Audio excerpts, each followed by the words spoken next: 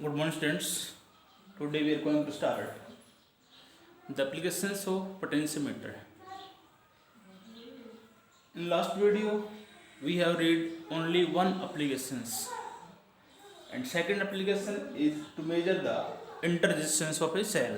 हमें सेल का इंटररेजिस्टेंस कैलकुलेट करना है. ठीक है.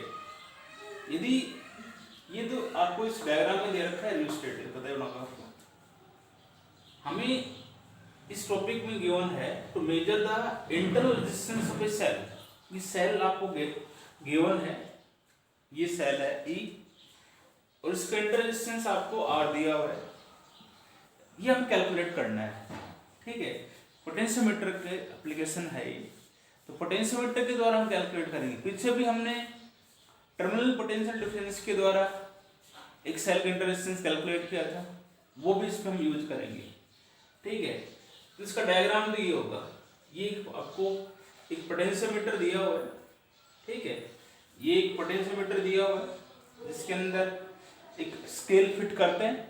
उस स्केल की लेंथ आपके लगभग 1 मीटर के बराबर ही होती है. जैसे ये एक स्केल है 10, 20, 30, 40, जिसकी लेंथ 100 सेंटीमीटर है. और पोटेंशियोमीटर के अंदर हमने बताया था number of segments of wire. Number of wires जो है उस वुडन बोर्ड पे हम स्ट्रेच करते हैं. जैसे एक वायर ये हो गया, जैसे एक वायर ये हो गया, एक वायर ये हो गया, एक वायर ये हो गया. तो जो वायर हमने लिया हुआ है उसकी लेंथ जो है लगभग आपकी 400 सेंटीमीटर के इक्वल है. ठीक है. वायर की लेंथ क्या है आपकी 400 सेंटीमीटर के इक्वल है. इसके साथ हमने एक वन वे, एक की, एक रियोस्टेट, एक driver battery of EMF E dash and ammeter connected between the points A and B points के बीच हमने ये कनेक्ट किए हुए हैं. We have to calculate the inter resistance of this cell. ठीक है. इसको हमने रेजिस्टेंस बॉक्स S एंड की K2 से कनेक्ट किया हुआ है. एक गैलोमीटर, रेजिस्टेंस बॉक्स और ये वायर क्रॉसिंग के लिए ऐसे करते हैं. फिर जॉकी आ गई. जॉकी का फंक्शन आप जानते ही हो. जॉकी को हम स्लाइड करते हैं पोटेंशियोमीटर वायर्स के ऊपर. क्यों करते हैं? क्योंकि ब्रिज को भी बैलेंस करना होता है. सॉरी, पोटेंशियोमीटर वायर्स पे जैसे हम इसको स्लाइड करेंगे जॉकी को, एक ऐसी स्टेज आएगी जहाँ पर गैलोमीटर जो है डिफ्लेक्शन शो नहीं करेगा, वो उसका नल पॉइंट आपका आएगा. ठीक है.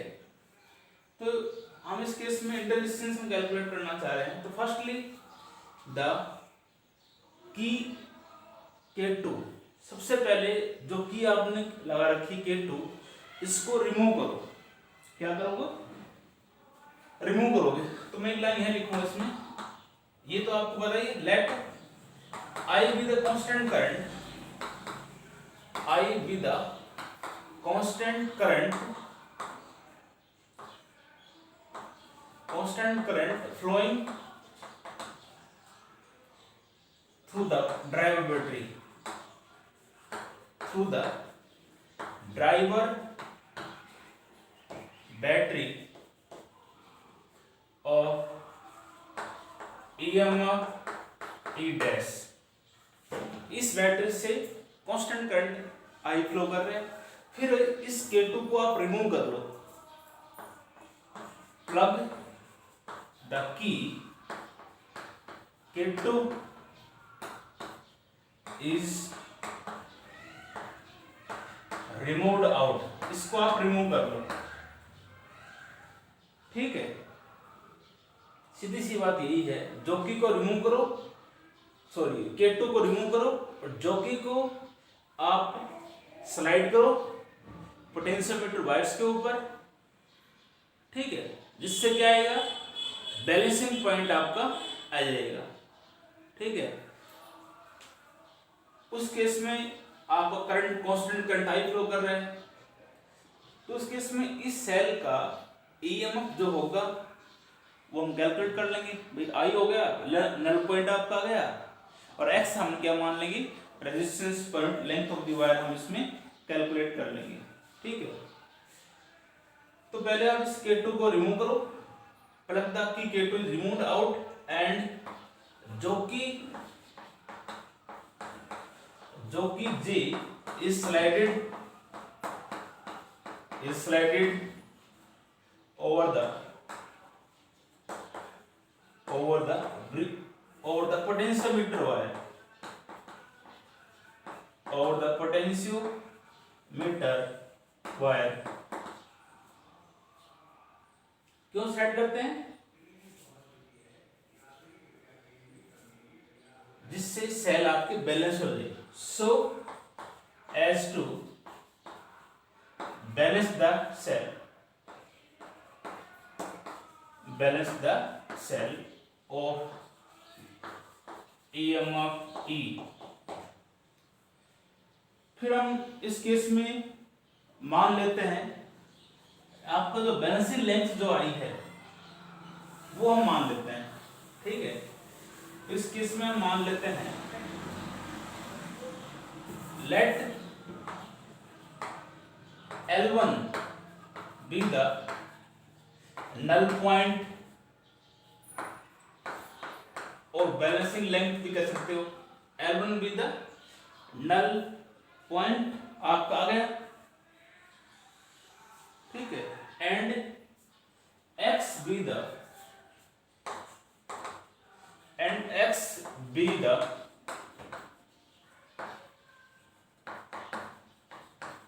resistance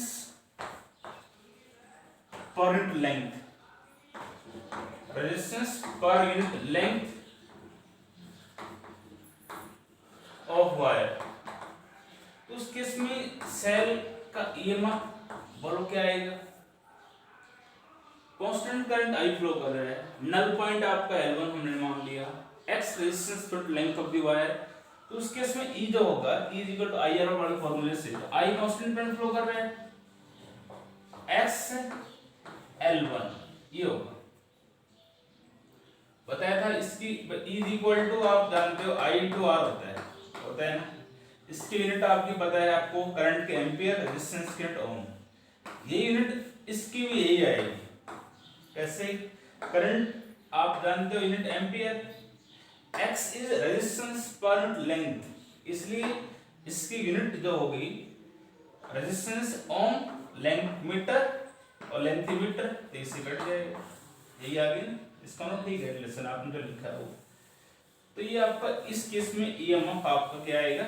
ये आएगा E is equal to IXL1, equation first आ गई, ठीक है। अब दूसरे केस में आप क्या करोगे? इस रेजिस्टेंस बॉक्स की सहायता से इस K2 को आप प्लग करोगे, इसमें प्लग करोगे। फिर इस केस में फिर हम जोकि को स्लाइड करेंगे तो टर्मिनल पोटेंशियल डिफरेंस इस सेल का आपका आएगा, क्योंकि इसकी EMF कम हो जाएगी। तो टर्मिनल पोटेंशियल डिफरेंस इस केस में आपका होगा। तो हम पहले इसमें यही कह रहे हैं, इस रेजिस्टेंस बॉक्स की सहायता से जैसे इस K2 को हम प्लग करते हैं और जोकि को स्लाइड करेंगे तो terminal potential difference of this cell आपका आएगा constant current I, null point इस केस में हम L2 मान लेते हैं, ठीक है। तो इसमें लाइन लिख देता हूं मैं, with the help of resistance box S, resistance box X का यूज करके, and then put the plug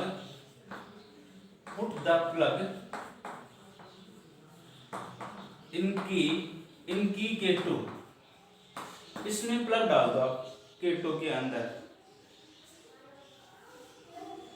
and now find the balance point, now find the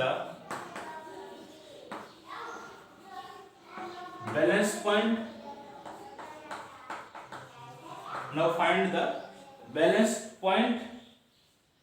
for the terminal potential difference, terminal potential difference between the two poles of a cell, ये मैंने इसमें लिखा है। जैसे ही इसको हम इसका यूज करके इसको प्लग करेंगे,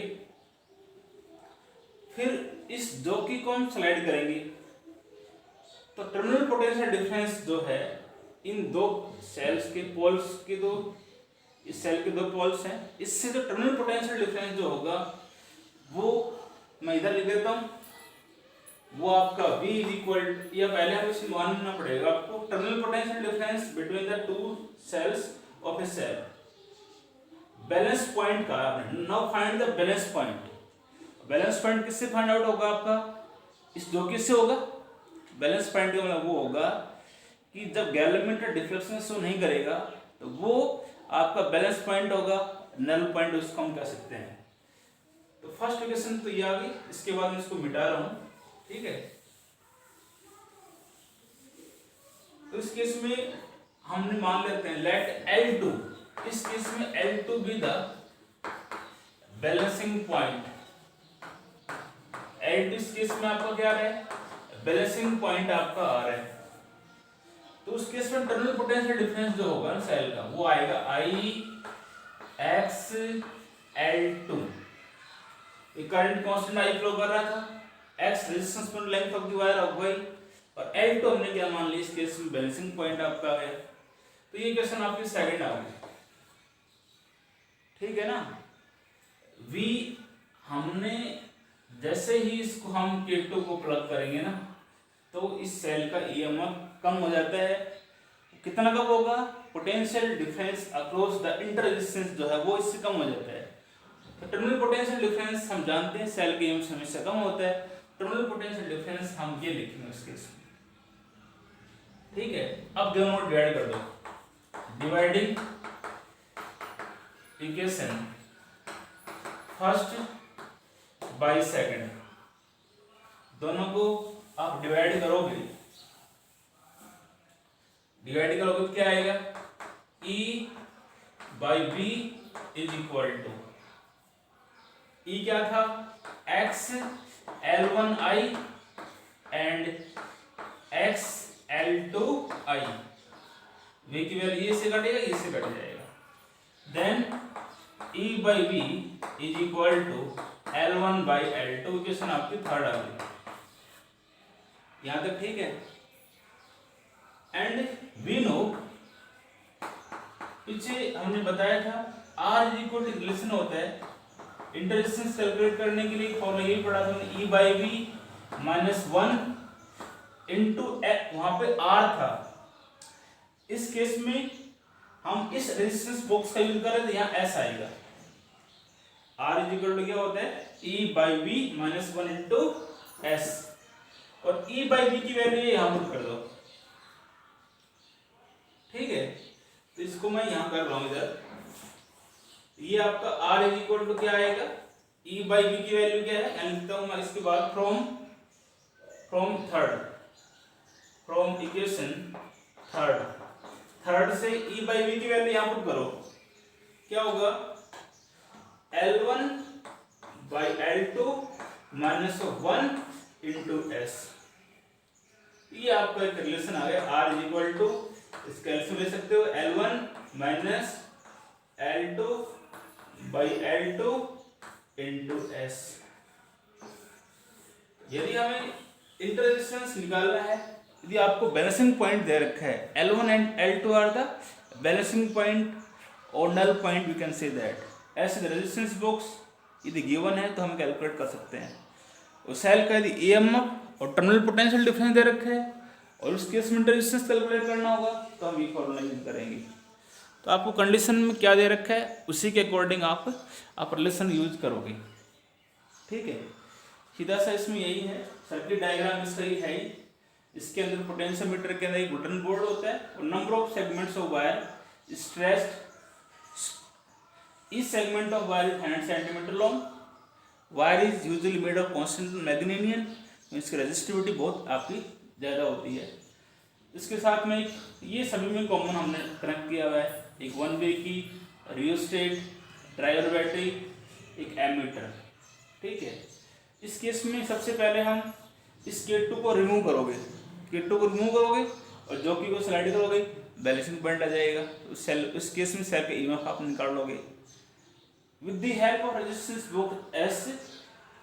इसका यूज करके इस K2 को हम प्लग करते हैं तो इस केस में टर्मिनल पोटेंशियल डिफरेंस जो है सेल का आपको ये आएगा, दोनों को डिवाइड कर दो, ये फॉर्मूला हम जानते हैं, ये आ जाएगा। ठीक है, तो ये था एप्लीकेशन ऑफ पोटेंशियोमीटर, बहुत इंपॉर्टेंट है। दोनों एप्लीकेशन एग्जाम में बहुत बार आई हुई है, इसलिए आप इनको अच्छी तरह से समझ के करना होगा आपको। ठीक है, अब इसमें यदि आपसे पूछे कि डिफरेंस क्या है, शॉर्ट में बता रहा हूं आपको, डिफरेंस बिटवीन पोटेंशियोमीटर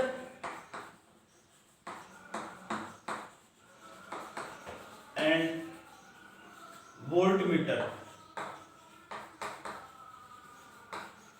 पोटेंशियोमीटर और वोल्टमीटर में क्या डिफरेंस है, पीछे बताया था एक ही होता है दोनों। इधर मैं बता रहा हूं पोटेंशियोमीटर, पोटेंशियोमीटर, इधर होता है आपका वोल्टमीटर।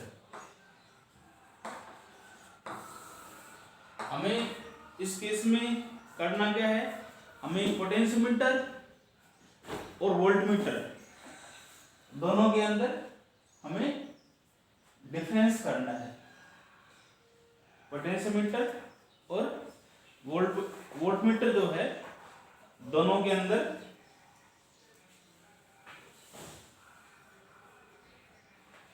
हमें डिफरेंस करना है।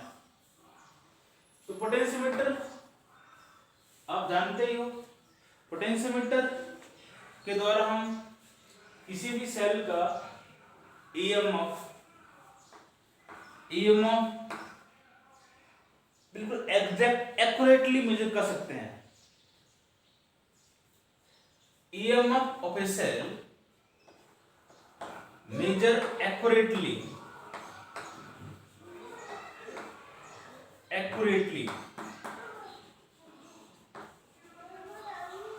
पोटेंशियोमीटर के द्वारा सेल का ईएमएफ हम एक्यूरेटली जो है ना वो मेजर कर सकते हैं, और वोल्टमीटर के द्वारा EMF of a cell, voltage कह सकते हो, वो आपको अप्रोक्सीमेटली कह सकते हो। EMF of a cell measure, EMF of a cell measure approximately,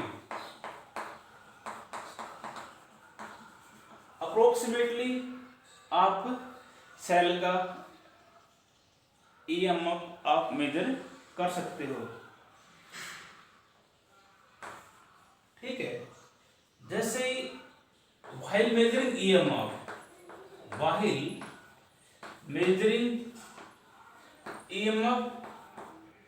it does not draw any current, it does not draw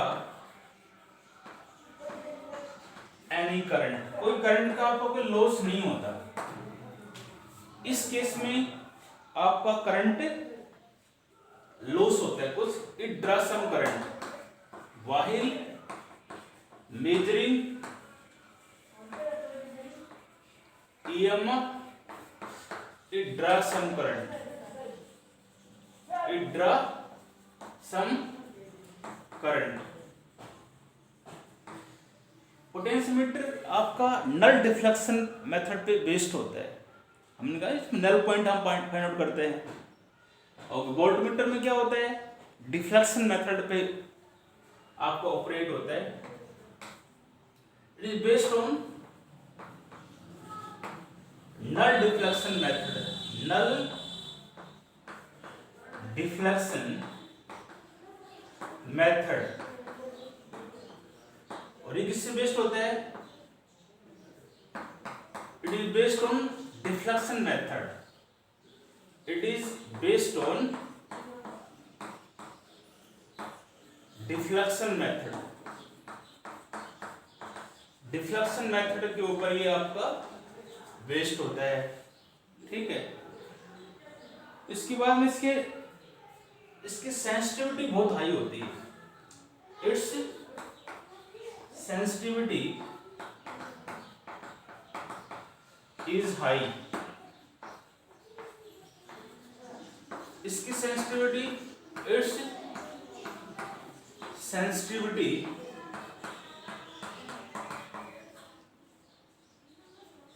is low. Sensitivity का मतलब ये होता है जैसे ही इसमें करंट फ्लो करता है डिफ्लेक्शन बहुत ज़्यादा होता है, इसकी सेंसिटिविटी ज़्यादा होगी, इसमें सेंसिटिविटी लो होगी, करंट फ्लो करेगा तो डिफ्लेक्शन कम दिखाता है। जैसे कि इसमें पोटेंशियोमीटर कितना भी स्मॉल करंट क्यों ना फ्लो करे डिफ्लेक्शन ज़्यादा दिखाएगा। तो सेंसिटिविटी इसकी हाई होती है, इसकी सेंसिटिविटी क्या होती है, लो। लास्ट में इसमें कह सकते हैं it can be various, it can be used for various purpose, it can be used for various purpose, various purpose. भाई इसके नंबर ऑफ यूज है, बात ये है हम सेल का ईएमएफ, ठीक है, inter resistance to compare the EMF of two cells, और वोल्टमीटर जो है इसका एक ही यूज होता है, किसके लिए आता है, it can be used only measure the EMF of a cell और वोल्टेज। इसके द्वारा हम ओनली इसका एक ही यूज है आपका, वो क्या करते हैं, जिसके द्वारा हम सेल का टू मेजर द ईएमएफ और पोटेंशियल डिफरेंस, पोटेंशियल डिफरेंस को ही हम इसके द्वारा मेजर कर सकते हैं। इसके नंबर ऑफ यूज है आपके, वेरियस पर्पज के लिए यूज होता है ये, और वोल्टमीटर एक ही आपका इसका यूज होता है। तो ये दोनों में डिफरेंस मैंने बताया। First of all is a potentiometer के द्वारा किसी भी सेल का ईएमएफ जो है वो हम एक्यूरेटली मेजर करते हैं, EMF of a cell measure accurately, और इस केस में अप्रोक्सीमेटली होगा। पोटेंशियोमीटर के द्वारा जब हम सेल का ईएमएफ मेजर करते हैं करंट का कोई लॉस नहीं होता, करंट ड्रॉप नहीं होता इस केस में करंट ड्रॉप होता है। नल डिफ्लेक्शन, इसके अंदर हम नल पॉइंट फाइंड आउट करते हैं, नल डिफ्लेक्शन पे मेथड पे बेस्ड होता है। वोल्टमीटर जो है डिफ्लेक्शन मेथड, इसमें जो सुई है वाइब्रेट डिफ्लेक्शन करते रहती है, डिफ्लेक्शन मेथड पे बेस्ड होता है। सेंसिटिविटी इसकी बहुत ज़्यादा होती है, एक स्मॉल करंट भी दिस फ्लो करता है, तो उस केस में डिफ्लेक्शन बहुत ज़्यादा दिखाएगा ये, और इसकी सेंसिटिविटी कम होती है। डिफ्लेक्शन कितना स्मॉल ज़्यादा करंट फ्लो करेगा तो डिफ्लेक्शन कम दिखाता है। इसके पोटेंशियोमीटर के नंबर ऑफ आपके यूज हैं मैंने करवाए। पोटेंशियोमीटर का आपका एक ही, वोल्टमीटर का एक यूज होता है, वोल्टेज को और ईएमएफ को मेजर करता है एक्यूरेटली। ये आपका चैप्टर कंप्लीट हो गया। इसका एक पार्ट और है, हीटिंग इफेक्ट ऑफ करंट, उसको मैं कल कर दूंगा कंप्लीट, फिर इसके न्यूमेरिकल्स हो जाएंगे। ठीक है, मैं डेली 1 या 2 टॉपिक करवा रहा हूँ, आराम से समझ के डेली नोट्स होने चाहिए साफ साफ। ठीक है, यही तक करना। थैंक्स।